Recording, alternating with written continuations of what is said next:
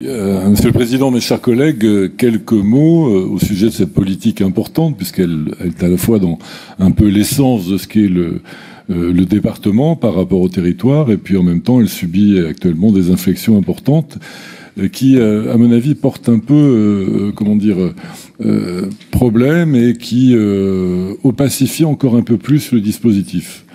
Alors moi typiquement, je suis l'élu d'un territoire qu'on pourrait qualifier de moyen, c'est-à-dire que loin d'être l'un des territoires les plus pauvres de Gironde, c'est clair, et en même temps c'est pas un territoire qui est non plus richissime, mais c'est un territoire qui, comme d'autres voisins, connus des uns et des autres, a quand même un certain nombre de missions sociales à remplir. Il ne faut pas croire que nous sommes ici dans une zone où il n'y a pas de gens en difficulté, où il n'y a pas d'EHPAD publics en difficulté, où il n'y a pas de politique de solidarité à mener. Or, aujourd'hui, ce qui nous est proposé, alors c'est un peu symbolique avec l'évolution du FDAEC, mais c'est donc d'être dans une évolution qui devient difficilement compréhensible.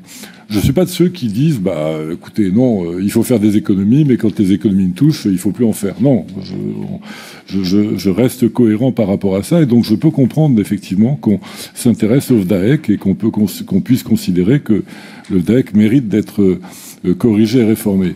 Simplement là, et je rejoins le mot que j'entendais tout à l'heure dans la bouche de ma collègue Géraldine Amouroux, il y a quand même une question de rupture un peu d'égalité qui se pose, puisque certains territoires vont être désormais complètement inopérants à ce dispositif-là. Et donc on peut se demander si... je comprends bien ce qui est dit par la vice-présidente quand elle dit qu'il faut maintenir des actions vis-à-vis de territoires en grande difficulté. Mais dans ce cas-là, est-ce qu'il ne vaut mieux pas faire un autre dispositif qui soit un dispositif de soutien clair à certains territoires, et quitte à ce que ce soutien soit parfois massif, plutôt que d'avoir une cote et une formulation, bientôt ça va être un algorithme tellement compliqué qu'on n'arrive plus tellement à le lire ou à le décrire.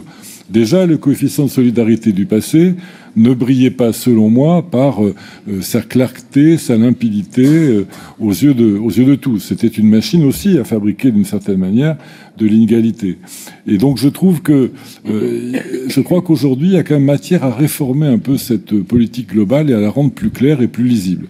Alors moi, j'apprécie certaines actions qui sont menées, notamment vis-à-vis des villes d'équilibre qui me paraissent nécessaires dans le département. En revanche, je trouve que maintenant, le soutien que vous apportez à certains territoires par rapport à d'autres, ça devient très compliqué à lire. Ça devient même franchement illisible. Franchement compliqué. Et quand c'est compliqué, je ne voudrais pas emprunter un grand auteur, mais il y a un grand auteur du Nord qui nous avait expliqué que quand c'est flou, c'est qu'il y a un loup. Hein, donc je voudrais bien éviter d'avoir ça. Je dis ça un peu sur le ton de l'humour, mais franchement, je trouve que la politique que vous menez en direction des territoires commence à devenir un peu opaque. Je le déplore et je trouve qu'il faudrait, dans ce moment qui finalement est une opportunité, faire des économies, trouver comment les faire, eh bien, afficher un dispositif plus lisible. Je vous remercie.